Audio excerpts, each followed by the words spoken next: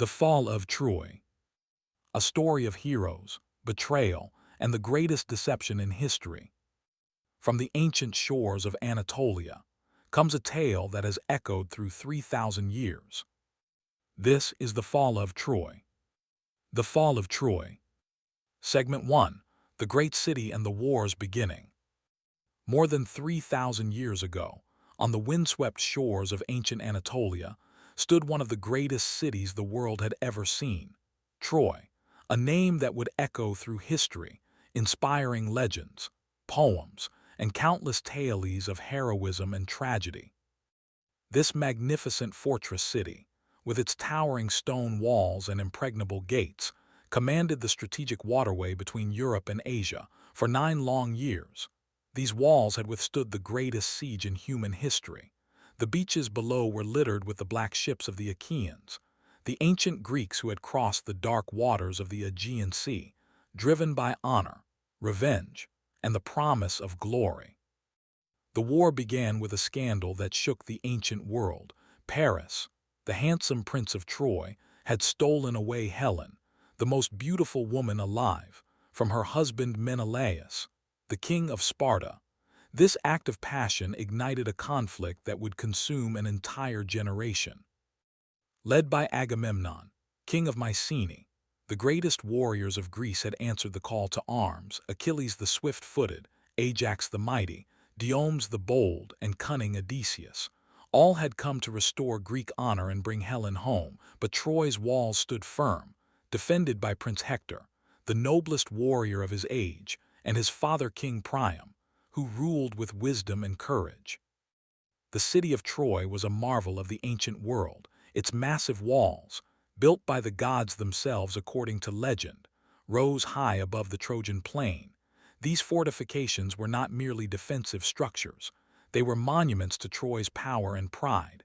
Within these walls lived thousands of people, merchants and artisans, soldiers and nobles, all united in their determination to resist the Greek invasion. Segment 2. The Duel of Heroes. Among all the warriors who fought beneath Troy's walls, none were more feared than Achilles. Born of the sea nymph Thetis and the mortal king Peleus, Achilles was blessed with strength and speed beyond mortal men. His very presence on the battlefield could turn the tide of war.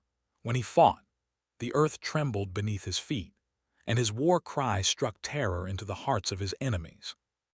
But Troy had its own champion. Hector, eldest son of King Priam, was beloved by his people as both warrior and protector.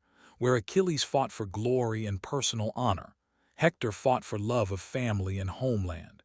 He was a devoted husband to Andromache, a loving father to his infant son Astyanax, and the shield that protected Troy from destruction.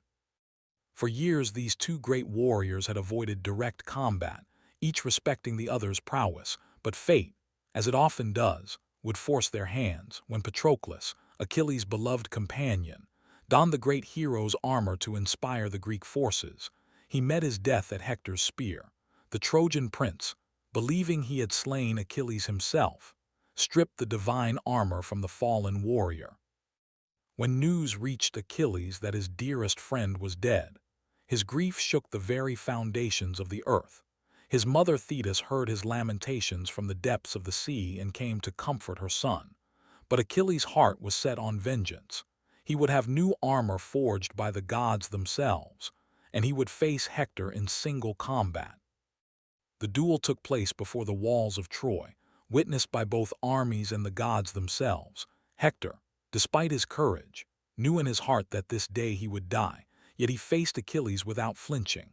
The combat was fierce and terrible, two heroes at the peak of their powers, fighting with divine weapons under the burning sun. But Achilles' rage gave him strength beyond measure, and his spear found its mark. Hector, the defender of Troy, fell in the dust before his city's gates. Segment 3. The Death of Achilles.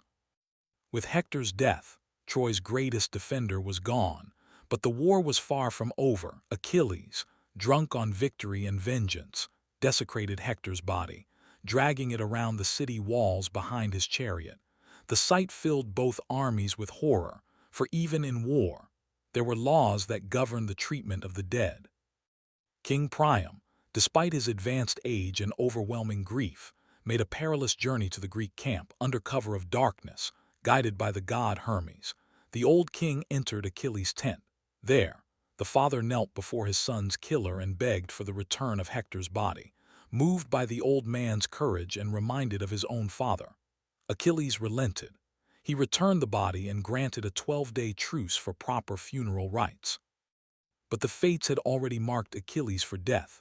Paris, prince of Troy and brother to the fallen Hector, had long sought revenge for his brother's death. Though not as skilled a warrior as Hector, Paris was renowned as the finest archer in all of Asia. Apollo, god of archery and protector of Troy, would guide his hand on this fateful day. The moment came during a fierce battle near Troy's walls. Achilles, seemingly invincible in his divine armor, pressed forward into the Trojan ranks, cutting down all who stood before him. His bronze spear flashed like lightning, and Trojan warriors fell before him like wheat before the scythe.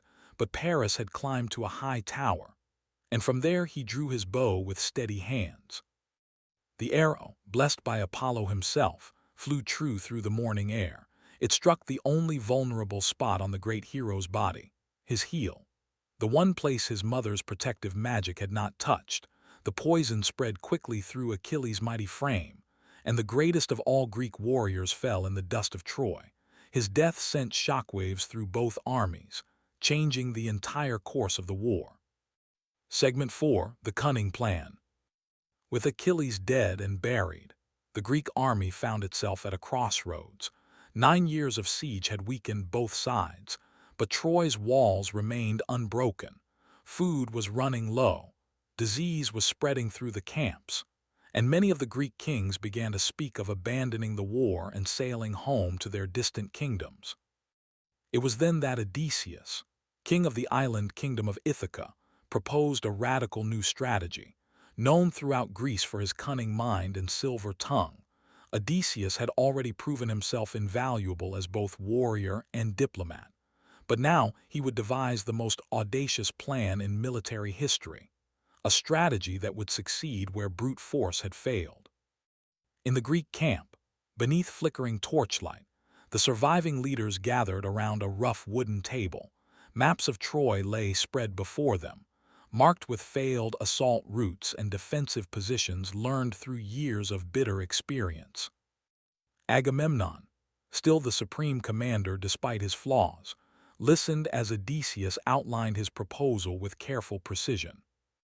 Ajax and Diomedes, two of the greatest remaining warriors, voiced their skepticism.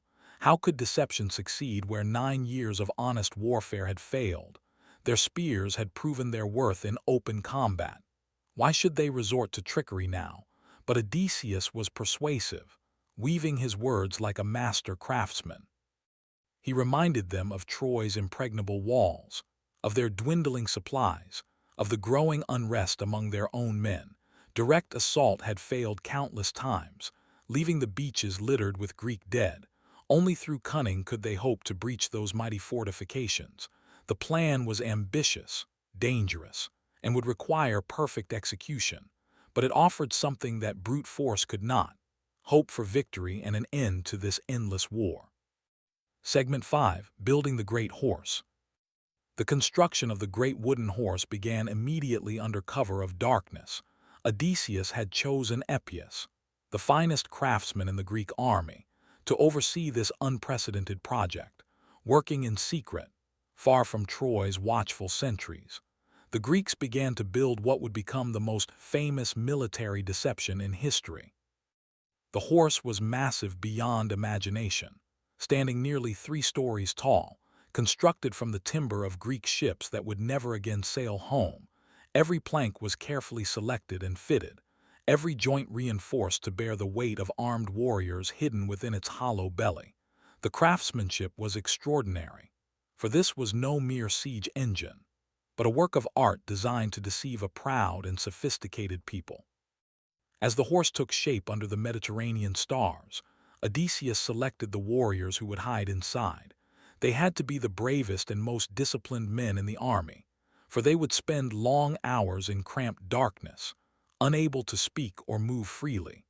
knowing that discovery meant certain death for themselves and failure for their cause.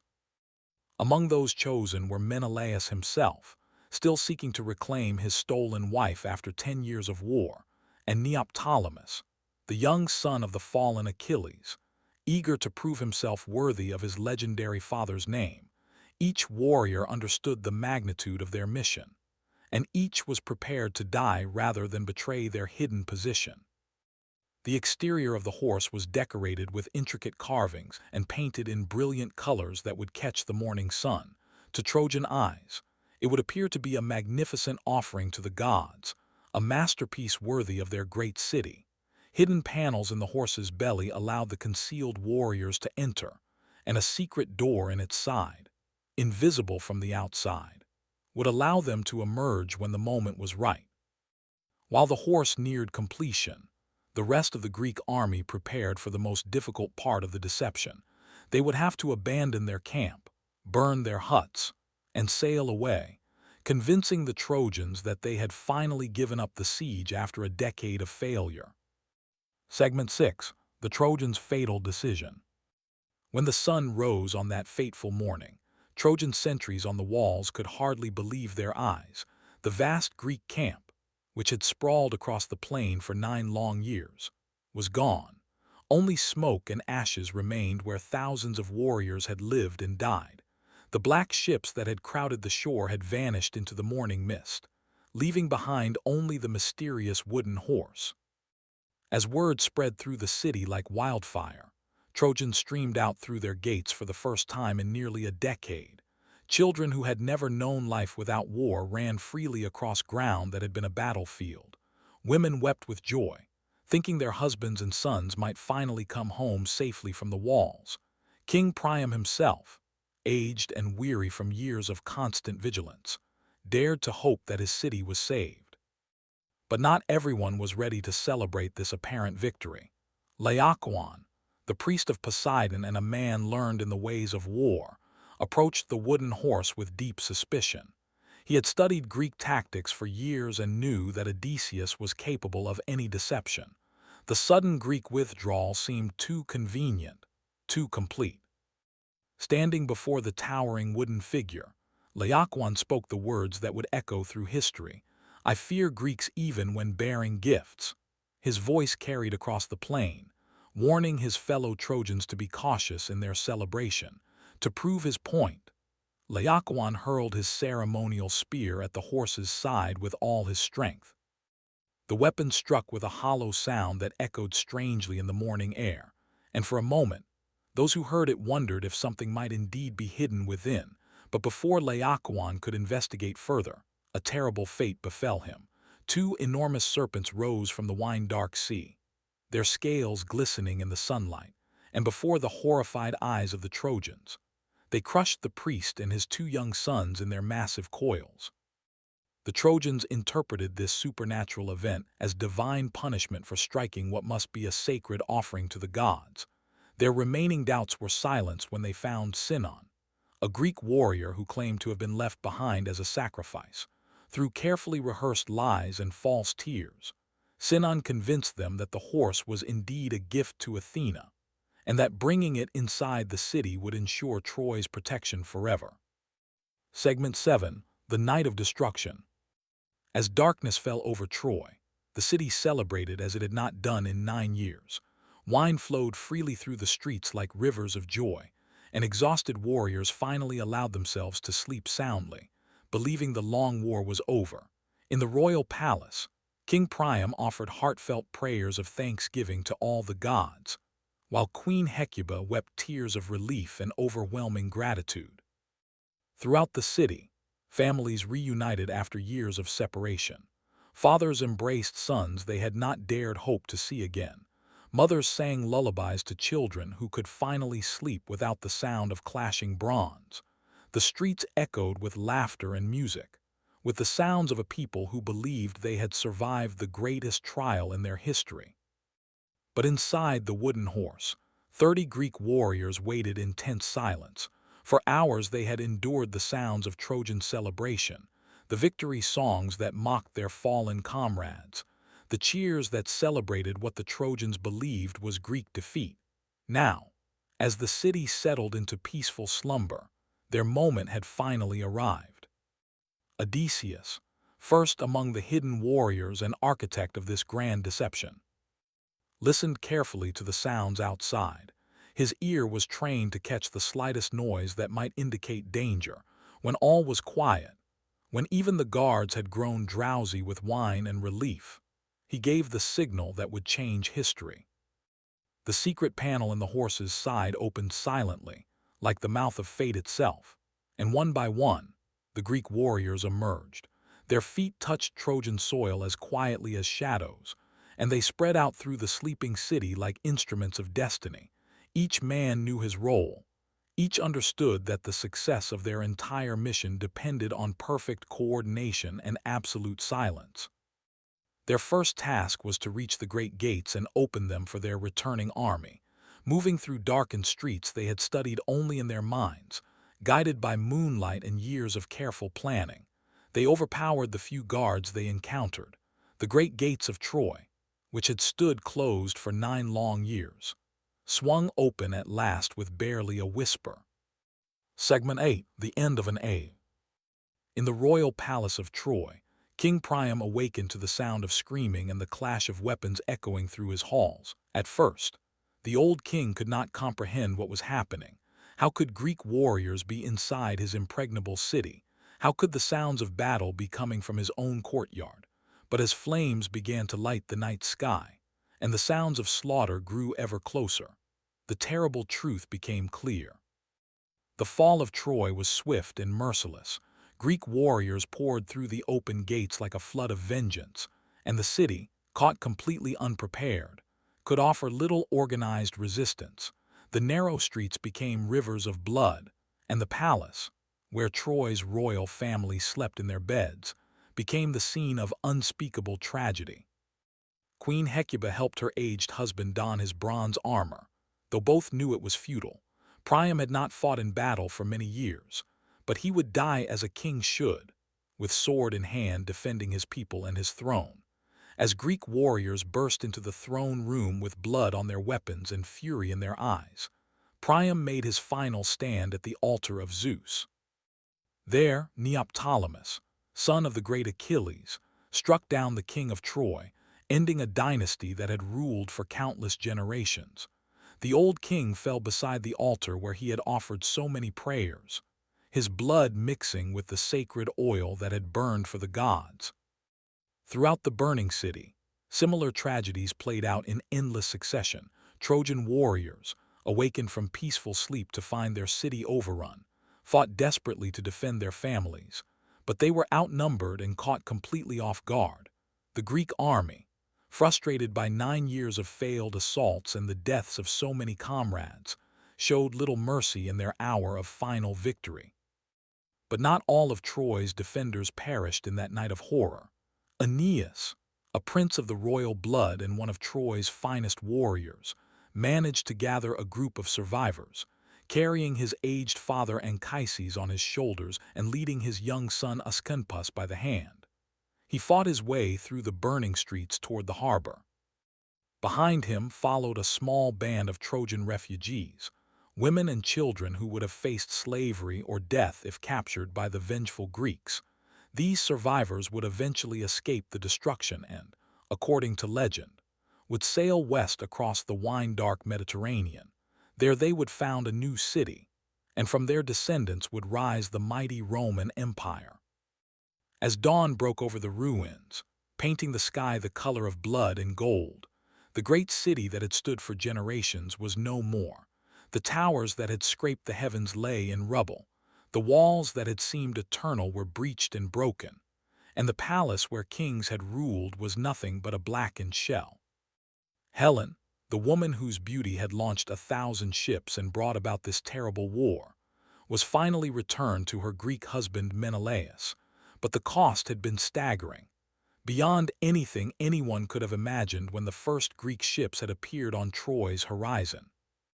Odysseus, architect of Troy's downfall and master of this final deception, stood among the smoking ruins and contemplated what they had accomplished. The war was won, the city taken, honor restored, but victory felt hollow amid such complete devastation. The great city that had inspired poets and challenged heroes was now just smoke and ashes, a testament to both human ambition and the terrible price of pride. The fall of Troy marked the end of an age of heroes. The warriors who had fought beneath its walls, both Greek and Trojan, would pass into legend. Their story would be told and retold for thousands of years, inspiring countless generations and reminding them of the glory and tragedy that lie at the very heart of the human experience. Troy was gone forever, its walls thrown down, its people scattered or slain, but its memory would prove more enduring than bronze or stone, living on in the words of poets and in the dreams of those who still believe that heroes once walked the earth, and that their deeds, both noble and terrible, will never be forgotten.